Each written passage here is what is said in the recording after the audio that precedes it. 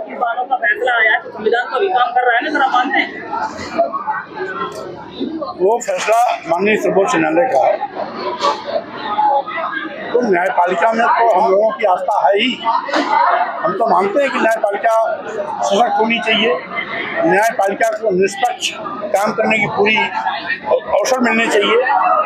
और जिस तरीके से आज सरकार तानाशाही रास्ते पर चल रही है, लोकतांत्रिक मूल्यों को कुचल रही है, देश को बेचने का पाप कर रही है, नौजवानों को बेरोजगार बना रही है, महंगाई पर कोई नियंत्रण सरकार का नहीं रह गया है, किसानों के साथ वादा खिलाफी कर रही है, दूना लाभ लाने का वादा करने वाली सरकार आज तक दूना लाभ को नहीं दिला पाई। अलबत्ते आज जब किसानों का उत्पाद होता है तो सरकारी क्रय नदारद हो जाते हैं, बिचौलियों के माध्यम से मजबूरी में किसानों को अपना उत्पाद बेचना पड़ता है। छुट्टा जानवरों का आतंक अलग से है।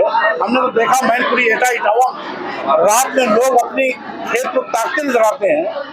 अगर एक बार तो हमने पूछा भाई टार्च में क्यों चल रहे हो, तो कहा जानवर छुट्टा आते हैं चढ़ जाते हैं इसलिए रखवाई कर रहे हैं। हालांकि आज यहाँ तक कि अभी जो 145 सांसदों को लोकसभा से बाहर का रास्ता दिखाया गया, बाहर किया गया 145 पार्लियामेंट से, ये क्या है?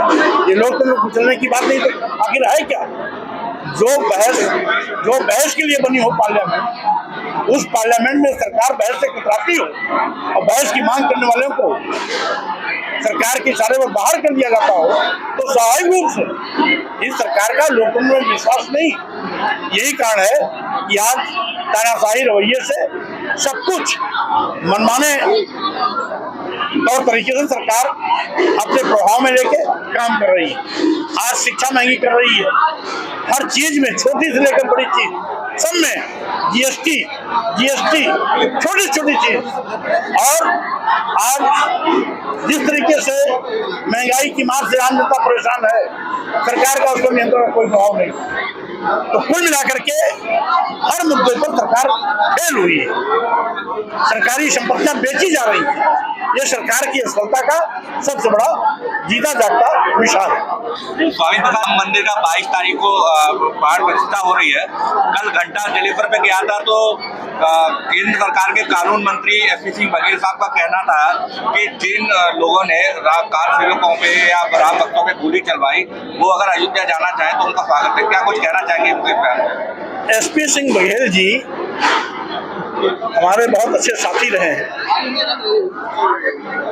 और जिसमें अयोध्या में राम मंदिर पर घटना घटी थी, वहां पर बिना किसी न्यायपालिका के निर्देश के, बिना किसी प्रशासनिक आदेश के बड़े पैमाने पर अराजक तत्वों ने जो तोड़फोड़ की थी, तत्कालीन सरकार ने संविधान की रक्षा के लिए, कानून की रक्षा के लिए, अमन चैन कायम रखने के लिए उस समय जो गोली चलवाई थी, वो सरकार का अपना कर्तव्य था, सरकार ने अपना कर्तव्य निभाया था।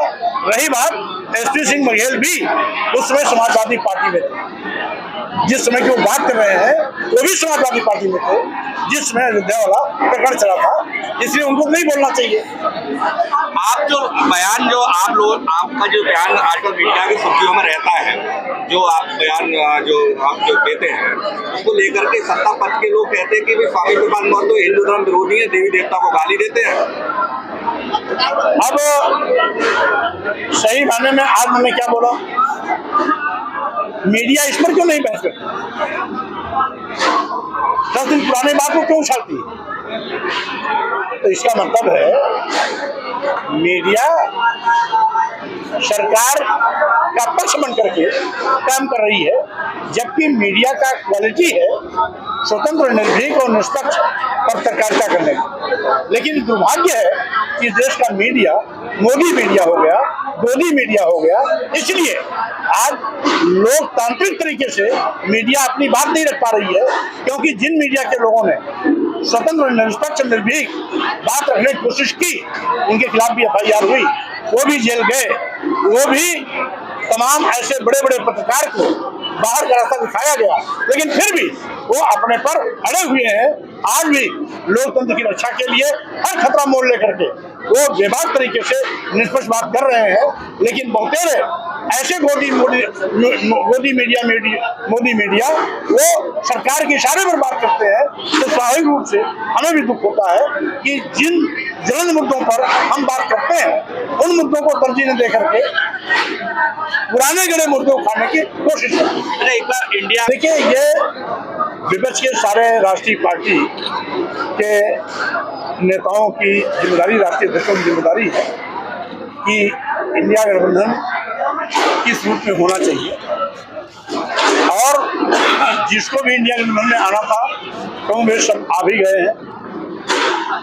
अभी बहुजन समाज पार्टी इंडिया गठबंधन में शामिल नहीं हुई है, इसलिए बहुजन समाज पार्टी क्या करेगी उसके फैसले के विषय में इसका सही उत्तर तो बहुजन समाज पार्टी की सुप्रीमो बहन मायावती जी ही करेंगी। उस पर हम कुछ टिप्पणी न नकारात्मक कर सकते हैं न सकारात्मक कर सकते हैं। अच्छा, गठबंधन स्टेट है और जो दिल्ली का रास्ता है ना वो यूपी से ही निकल के जाता है, तो आपको क्या लगता है कि इस समय बीजेपी की सबसे ज्यादा सीट है, तो 2024 के चुनाव में जो गठबंधन इकट्ठे हुए हैं सारे मिलकर के, तो कितना काम कर पाएंगे? देखिए, 2024 भाजपा की विदाई का चुनाव होगा। ये सुनिश्चित करने के लिए इंडिया गठबंधन पूरी मजबूती के साथ चुनावी समर में कूदने जा रहा है। कितनी सीट है इंडिया गठबंधन का आपको लगता है? देखिए, 80 लोकसभा सीटों का उत्तर प्रदेश है। हमारी कोशिश होगी कि हम बीजेपी को बाहर का रास्ता उत्तर प्रदेश के बलबूते पर ही दिखाएं। इसे